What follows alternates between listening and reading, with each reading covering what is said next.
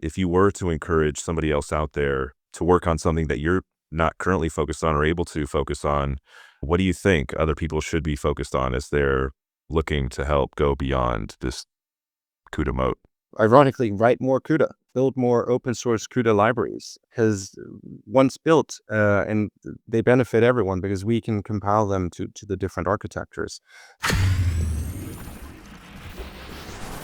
Welcome to the Beyond CUDA podcast. I'm your host, Jeff Tatarchuk, co-founder of TensorWave, the AMD GPU cloud. Today on our show, we have Michael Sondergaard.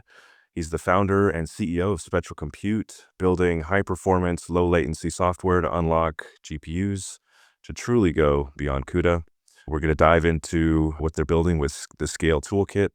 Spectral is making it possible for CUDA code to run outside of the NVIDIA ecosystem, challenging the status quo and opening up real choice for developers. Before Spectral, Michael worked across high-performance computing and real-time computer vision with a passion for open source. Rumor has it he's also a marathon runner and a proud dad and a continued firm believer in openness and optionality to build into the compute stack. Michael, thank you for joining us all the way from Denmark. Glad to have you, man. Thank you, Jeff. Lovely intro. Thank you. Let's just dive right in, man. Share with me a little bit about your background. What got you into GPU development in general? Maybe take us back to the very beginning. Yeah, so before Spectral, me and we're actually four co-founders of the company. We were working at a startup called Sighthound, where we were doing computer vision software, a redaction toolkit designed to take videos in real time as they're streamed from cameras, as well as for offline, take in and remove faces across larger videos, mainly for the purpose of law enforcement, redaction, and other such issues. At the time, it was a really impressive forefront or AI. These days, it's a sort of thing where you can download a model off of Hugging Face and do it with fairly relative ease yourself. So it's not as state of the art, but back then it was impressive, especially getting it to run in real time. And in building that toolkit, we grew incredibly frustrated with the state of GPU development. We wanted to just be able to write our code once for one GPU vendor and have it work across all of them. And so we tried looking into, at the time, that this tools that made this available. OpenCL was a language that was possible to have this cross-vendor compute capability, but it wasn't as extensive and still isn't to this day as CUDA. So CUDA was the obvious choice to just get out there, get really good working software on the most widely available GPUs at the time anyway. And then our question became, how do we then apply these other GPUs for the tool? And we first looked at Hipify and actually contributed significantly to it. Hipify, for those unaware, is an automated CUDA to HIP source translator. But we found that it wouldn't do exactly what we wanted, which was to, as developers, just write our code and not care about the implementation details of how does this need to run on a platform that isn't NVIDIA. Because of rather curious technical details with macro expansions, you see a lot of in CUDA source code. And in theory, for Hipify to be able to deal with that, it would need to reverse the C preprocessor. And that is, in general, a task you can't do. So growing frustrated with that, even though we tried getting it to the point where you could just write your software and run Hipify as a build step, not care about the product, we realized, we better go about this the hard way. And we spun out and start working on Scale, which is a clean room re-implementation of NVIDIA's toolkit. So we don't use NVIDIA's tools, but we make ones that look like them. So your build system can function as is, pretending to just target NVIDIA, but under the hood, our toolkit does all the magic to make it work for GPUs for which your code wasn't necessarily designed. Interesting. So did this start as a result of your previous company? You were working on code and working on CUDA, and you spun out to start Spectral as a result? Yeah, frustration with how Yeah. difficult that was. We felt like we can't be the only ones who think it shouldn't be this difficult, because in the realm of CPU programming, where everybody's used to and happy with the fact that you can just recompile your code and run it on an Intel or an AMD CPU, And that's it. You don't really need to do much effort to make your code portable because the architecture are similar enough that you can do that. And actually, the same thing applies largely to GPUs. There are, of course, exceptions with particular accelerated instructions on one GPU SKU over another. But this is actually true even within NVIDIA's own ecosystem. For instance, the Blackwell tensor cores are different from the Hopper ones, and even more different from some of the consumer cards.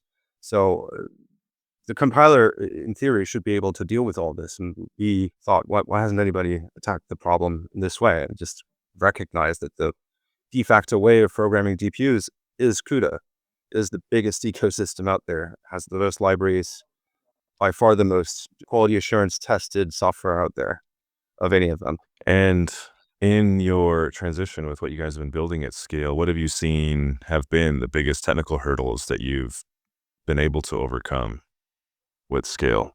So there's some semantical differences in how the hardware functions, and we've overcome them by doing it the hard way and running a bunch of programs through our stack and observing how they fail and then guessing what kind of code is necessary in either the compiler or the runtime to gracefully present identical semantics to the programs. And that's well past us. As at this point, it's a long slog of implementing a bunch of APIs that we haven't yet gotten around to, not because they're difficult, but because there's simply a lot of them. CUDA is a very big toolkit. It's a lot of APIs.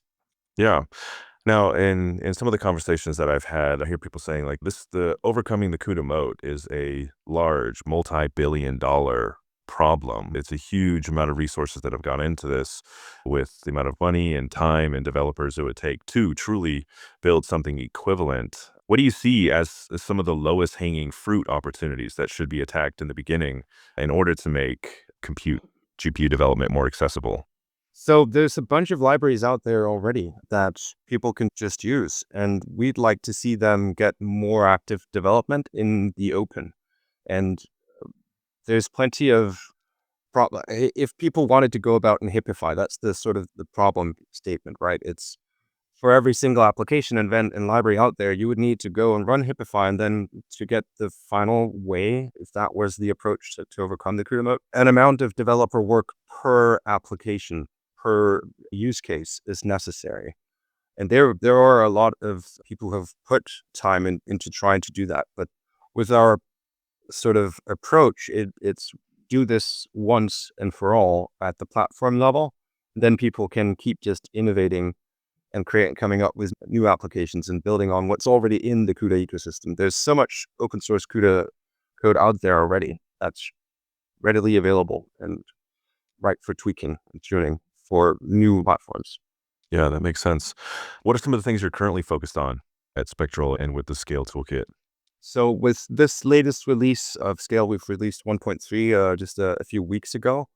That focus has been compatibility. We're about to do another compatibility focused release. And then onwards from there, we want to start leaning into more and focusing more on performance. We haven't surprisingly yet at all focused on that. We've just been going for compatibility first and foremost, because the mantra, make it crawl before you can make it run. It's what we believe in. But now that we're nearing such a large amount of compatibility, we've got about 80% of the driver device runtime API, 90% of the math APIs, etc. And we've got a lot of apps out there working with some notable exceptions such as PyTorch. And we're going to be starting to focus more on performance. And in the very short term, one of our most important projects is making Cutlass work. I'm not sure if you're familiar, but Cutlass is a template library created by NVIDIA to deal with sort of performance portability across NVIDIA's own lineup of GPUs. And when we get support for it, that gets expanded across the range of AMD's GPU selection as well. So your same high-level CUDA program will work performantly across all of AMD's as well as NVIDIA's SKUs that we support. Fascinating. Break down Scale a bit more for those that don't know. What is it and how are you currently using it and who is it for? Who's the end user? The end user is anyone who wants to use accelerated computing for whatever task that may be in all of the various industries that it is applicable. plenty, and anything from financial services to health and life sciences to, of course, artificial intelligence and machine learning. There are applications everywhere. So everywhere you can use CUDA, scale also applies. Like, how would it compare? How does it compare to the Zludas of the world, the modulars that are doing similar things? How do you see how scale fits in what other people are doing? So other people, such as Modular and Mojo, are coming up with new ways to write GPU programs, and that's great and can be good for new applications that want to make use of those features that they come up with there. Where we fit in is the world of already developed software that's battle tested, production proven out there in the field on NVIDIA's GPUs. We take those as is and enable them to run on AMD's excellent hardware to start with. And then long term, we do want to add support for more vendors. Compared to Sluda, we fit in by targeting developers over end users. So we want to empower developers to not just be able to write their code once, but also build a better CUDA and give them more tools to target the wider selection of hardware that is out there with optimal performance across them. One instance we can get into is the difference in warp size between AMD's data center cards and NVIDIA's whole offering. AMD also have warp 32 devices on the consumer end, but there's a difference between warp 32 and 64 in their data center offering. Yeah, One break of the, that down. Break that down. Oh, that's a big piece between the difference between CUDA and the others, going between Warp 32 and Warp 64. so one of the things we do in Scale is just let people out the box have a good experience, even though they're running on a Warp 64 device. The developer doesn't necessarily need to know about that, because what we'll do is by default run two logical Warp 32 side by side in a single hardware warp. And for the vast majority of code we've seen out there and in the world, this has no real performance implication, and it's actually really good. Sluda, I believe the old Sluda, not the current one, did the same thing. So there's inherently nothing wrong with that approach. But for certain edge case niches, there may be a pathological case, or if the developer wants to take advantage of the 64 threads in an AMD native warp, we're building extensions to CUDA in Scale that let them do so. And by default, if they write their code in a way that makes assumptions about the warp size, we've built in compiler warnings to let them know and help them improve their code moving forward. This is just one of the instances. There are other areas where we've improved the toolkit as well, and it will remove foot guns, as we say, from developers. That's big. Do you have any examples of some end users and how they've been able to leverage Scale for their use case that you can share? Unfortunately, none that I can share too publicly. We've got a project called Flame GPU that have decided they won't build a hip version of their code because Scale just works out the box with their code as is. For actual end user deployments, we do have some proof of concept projects going out there with enterprises. And we're expecting them to be in production later this year. And love to be able to share more about them, but unfortunately at this point they're under confidentiality. Understood. We'll be excited to see more of it as it's coming. Now, I know you said you're focused first on compatibility, which makes sense, like just getting it to work out of the box and then moving towards performance. Now, one of the big reasons I see, yes, like not building strictly on CUDA so that you aren't locked into one specific vendor. But one of the things that people are interested in moving beyond the CUDA moat is to, yes, not be locked in, but also to reduce their TCO and making sure that the performance is equivalent to what they would get if they were paying for it on an NVIDIA GPU. And starting with compatibility, moving towards performance, how do you see closing the gap? Because if somebody is paying for it on the NVIDIA side and they move to an AMD GPU, but it costs the same, even though it works and it's compatible, how do you see crossing that chasm? Well, it doesn't cost the same currently. Okay. Rental prices on the market for otherwise on spec equivalent AMD GPUs are at least a third lower on the rental market. Now, how that translates to total cost of ownership if you were to buy these things, that depends. And largely for those kinds of cases, electricity ends up being a pretty dominant part of the equation in the TCO anyway. I guess what I'm referring to is more of a price to performance. Yeah. in theory, you get the best of everything by, for some workloads, switching to AMD's MI300X platform. And we just want to increase the amount of workloads where that makes sense. It's a difficult equation because with the current way, without scale, right, you need to invest significantly in developer time and QA effort or testing all this in order to run your software on these otherwise cheaper and better cards. Yeah, We're just trying to level that playing field even further. makes sense. What are you excited about moving forward with Scale and what you guys are working on at Spectral? There's the future. It's bright. There's so much incredible innovation going on. Loads of new AI startups, and maybe even reverting back away from all this fixation on transformers as the only viable AI architecture. I think people are seeing that no, in fact, there are other ways of achieving AI and other ways of doing all kinds of interesting calculations. Fundamentally, though, they are all acceleratable with GPUs. And I think that kind of threaded parallel architecture is the right one moving forward for all of these various interesting things. Yeah, And yeah, the toolkit like Scale obviously can play a huge part in this moving forward.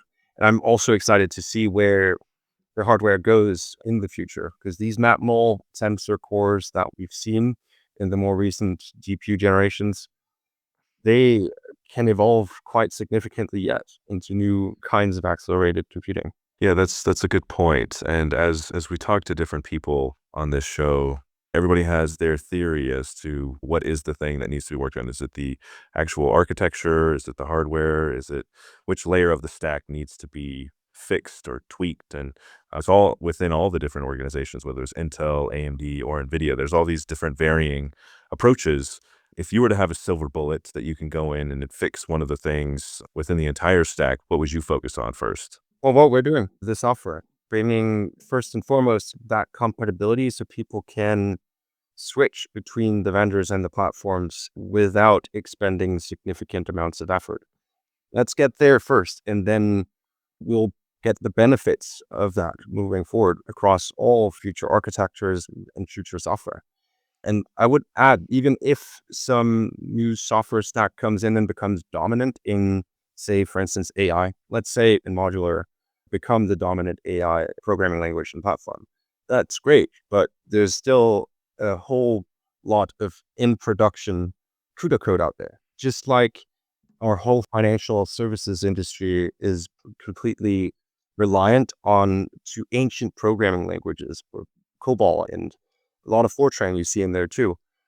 We're not getting rid of CUDA anytime soon. Those languages have existed for more than half a century and will prevail for quite a while yet. So it to me important to acknowledge that in order to move the status quo, we have to recognize where it is at and go from there.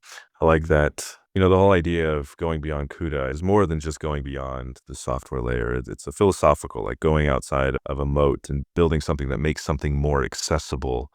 Now, you and Spectral are working on something specific with Scale, and you're very focused on the thing you're focused on, and you can't fix everything.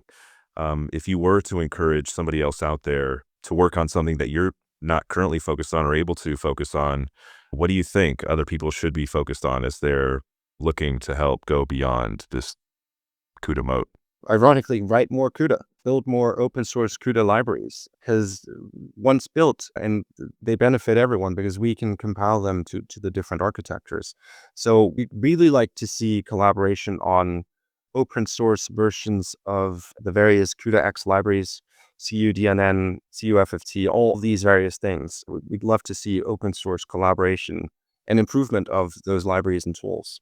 At the core, they can just be cross-compiled, and even for AMD or another vendor. So that's what we'd really like others to join us in doing. Because indeed, that is a Herculean task if we were to do it all ourselves. And we are scoping out of what we want to do, specific CUDA-X libraries, such as, I don't know if you've heard of it, CU Litho. It's not a part of the CUDA toolkit, but it is an application written in CUDA. It's proprietary by NVIDIA.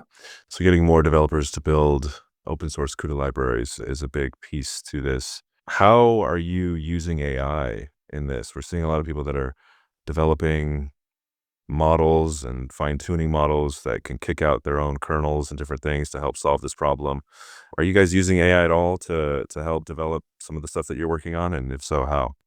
We've tried, and it hasn't actually been able to build the kind of software that we need. It probably there's not enough training data out there available. The talent pool globally of people who can work on compilers for GPUs, it's an incredibly small one. Spoken with several recruiters in the space, wouldn't be completely off to say there's probably 100 people globally who can do the kinds of work that we need. Expecting an AI to be able to do it is a little optimistic yet. In theory, there's some boilerplate that we'll maybe start using LLMs for, but so far it's not been of too much use for us. I'm sure as AI progresses, and if we at some point reach AGI, we could apply that, but we're not quite there yet. Yeah, that makes sense. Well, talk about Spectral and where you see things going as a company. What do you guys need as a company in order to continue to build out this on the timeline and roadmap that you guys have set before you? We've set out a fairly aggressive roadmap, if you ask me. We want to reach full compatibility of the core CUDA libraries and a bunch of the CUDA X ones by November of next year. And that means to us mainly PyTorch support, because what PyTorch does is it pretty much exposes all of the lower level CUDA APIs to the upper parts of the stack to other Python programs. So it's a good measure of when we get to that level of support, we pretty much support all of CUDA that's actually being used out there. And yeah, more collaboration, more people testing out the toolkit and giving us feedback. That is probably what we'd like to see the most. More, as I mentioned, also more open source collaboration on Scale X. Let's not introduce that as a terminology, but those sorts of libraries. How can developers and people get involved in Spectral and Scale? They can go to scalelang.com, download the toolkit. We've made it pretty easy to use. At this point, it's like you activate a virtual environment with the latest release of Scale, and then what you're presented with from your shell is an environment that looks to your software as if you're targeting and building for NVIDIA, but in reality, we're building under the hood for AMD. So we've added a bunch of usability stuff in it with this release. And yeah, we'd love to just get people out there trying it. And if they want to run on the on the data center grade GPUs, get in touch with us. We'll send over an email build for those. And if it's for public good or research purposes, we're generally giving away those licenses for free. Taking a step back, obviously we need more people to get involved, more people to develop. Who are the end users that you want to use this? Is it the clouds? Is it the enterprises? Is it the developers that are working at the enterprises? Who is your targeted end customer for this sort of thing? We're adding value to all parts of the chain. So we want to engage with everyone, everybody who's at some point engaged with accelerated computing. We want a touch point with. I guess our main focus is developers. So people who are used to working within CUDA and writing applications for CUDA GPUs. Those are the ones we like a primary interface with, and we feel like we benefit the most as we simplify their lives quite a lot, in that all the CUDA manuals they've read over the years, all the QA they do on their apps, they only have to do it once and not once over for each new vendor they want to support, as we bring on beyond AMD as well, Intel into the game, assuming their GPU offerings in the future are as good as we'd like them to be. That's right. We'll see what Litboo can do. Yeah, very excited for that moving ahead. First gut reaction when you think beyond CUDA, what comes to mind? And It is, I guess, as I alluded to, let's reach CUDA parity first and recognize the monumental effort that it took to get here from NVIDIA. Actually, really well done on that. Let's embrace that and then extend it and go from there. That's my first thinking. I love it. We wouldn't be here without CUDA. And yeah, I agree completely.